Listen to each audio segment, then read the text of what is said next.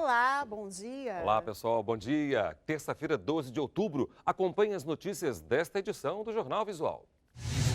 Pesquisa do Ibope revela: a nova classe média brasileira é jovem, negra e magra. Pesquisa do Proteste alerta: quantidade de sódio e gordura nos biscoitos é um perigo para a saúde. E ainda, a acessibilidade nos transportes, um desafio para os organizadores da Copa de 2014 e dos Jogos Olímpicos de 2016. O Jornal Visual está começando, o único em rede nacional que você assiste em Libras. A nova classe média brasileira é jovem, negra e magra, Cláudia. A pesquisa Ibope revela também que cresce o poder da mulher da classe C. Ela já comanda 3 de cada 10 famílias. A pesquisa ouviu cerca de 20 mil pessoas com mais de 12 anos, nas 9 principais regiões metropolitanas do país. São 100 milhões de pessoas na nova classe média brasileira, a chamada classe C. Uma pesquisa revelou que a maioria é jovem e negra. Em Salvador, são 4 em cada 10. Já em Brasília, a quantidade de negros da classe C cai pela metade. A pesquisa mostrou também que as pessoas da classe média são mais saudáveis. Apenas 27% estão acima do peso, resultado de menos excessos na alimentação e uma vida menos sedentária.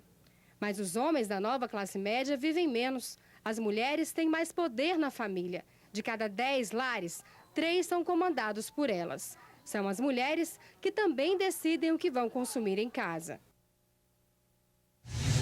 O brasileiro é o segundo maior consumidor de biscoitos do mundo. E uma pesquisa do Instituto Proteste revela: salgadinhos têm uma quantidade grande de gordura e sódio que podem trazer males à saúde. A produção de biscoito cresceu cerca de 4% em 2008. Foram quase 1.200.000 toneladas de biscoito produzidas. Cada brasileiro come, em média, 6 quilos por ano. O faturamento do setor é de cerca de 13 bilhões de reais. Preocupado com a qualidade de um produto que é tão consumido no país, o Instituto Proteste fez um estudo com 16 marcas de salgadinho. Foram avaliadas características como rotulagem, conservação e composição nutricional. É uma preocupação. Os salgadinhos têm grande quantidade de gordura e sódio. Por isso, o Proteste orienta: não se deve comer mais de 25 gramas por dia, o que equivale a 2 xícaras de chá. A falta de qualidade do transporte público. Esse é o principal obstáculo para diminuir os engarrafamentos no trânsito das grandes cidades. Em São Paulo, por exemplo, 1 de cada 2 motoristas deixaria o carro em casa se o transporte coletivo fosse bom. Os passageiros cansam de esperar no ponto. Os ônibus demoram e, quando chegam, estão quase sempre lotados. É horrível, um monte de gente com mochila, passa batendo em você, os ônibus andam voando, o motorista dá aquela freada enorme, você quase cai para trás. Em outras grandes cidades, como Brasília e Rio de Janeiro, a má qualidade do transporte público também contribui para o aumento dos carros nas ruas. Uma pesquisa feita pelo Ibope, encomendada pelo movimento Nossa São Paulo, mostra que 52% dos paulistanos deixariam de usar o carro se tivessem uma opção melhor. Segundo o levantamento, o tempo médio gasto nas viagens urbanas, usando ônibus e metrô em São Paulo, chega a 2 horas e 42 minutos. Por isso, ficar parado no trânsito, dentro do próprio carro, ainda é mais confortável para 26% dos motoristas. A ideia do movimento Nossa São Paulo é apresentar para a cidade uma série de propostas para dar mais mobilidade ao trânsito da capital, como a construção de mais ciclovias. São Paulo tem muitos poucos quilômetros, não chega nem a 50 quilômetros de ciclovias.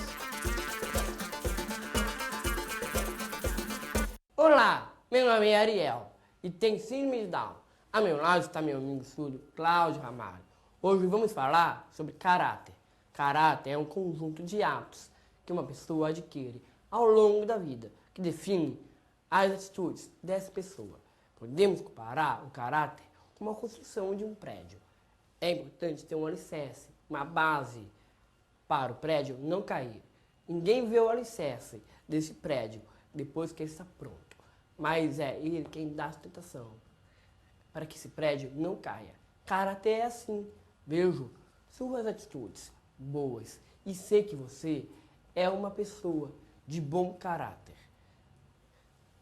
Vejo que você tem estrutura. Existem maneiras diferentes de mostrarmos o nosso caráter. Lembre-se, mais importante do que aquilo que você faz é o motivo por trás das suas ações. O caráter dá direção para as nossas atitudes, que podem ser positivas ou negativas. As ações revelam quem nós somos. Não é possível separar o caráter das ações de uma pessoa. Então, seja uma pessoa boa, de bom caráter. Eu procuro ser um Down com um ótimo caráter. E você?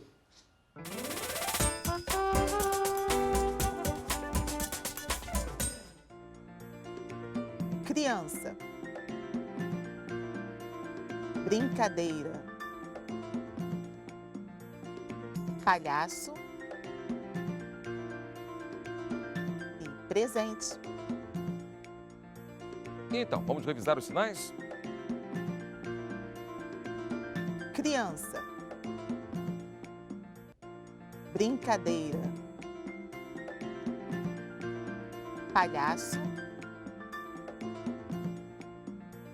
E presente.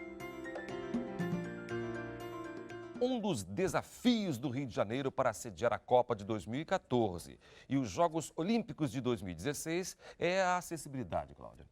Ônibus, metrô e trens não são adaptados para atender a todas as necessidades das pessoas com deficiência.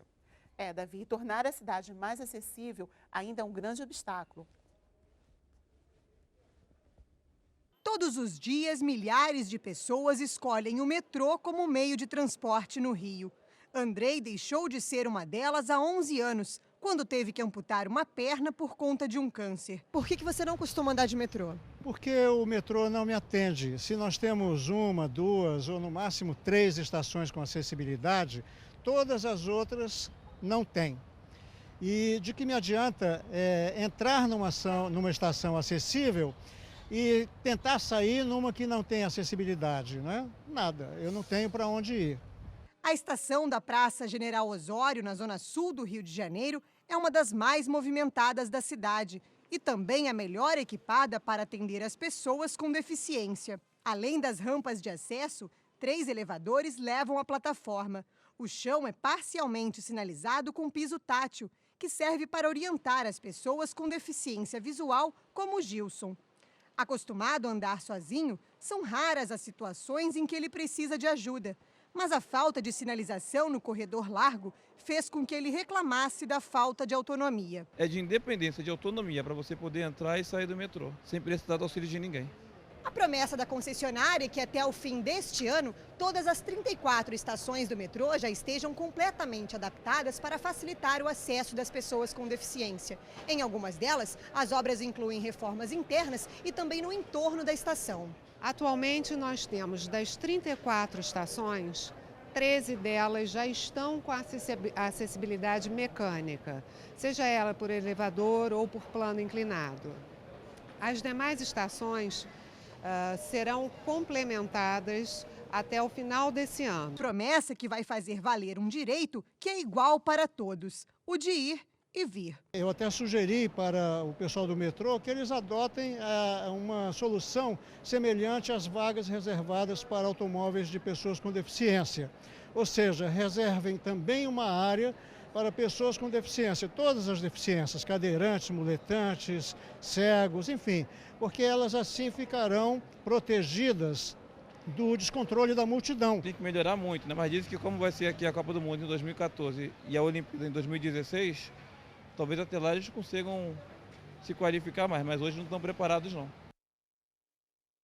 O Jornal Visual fica por aqui. Obrigada pela companhia. Fique agora com o Repórter Brasil. Bom dia.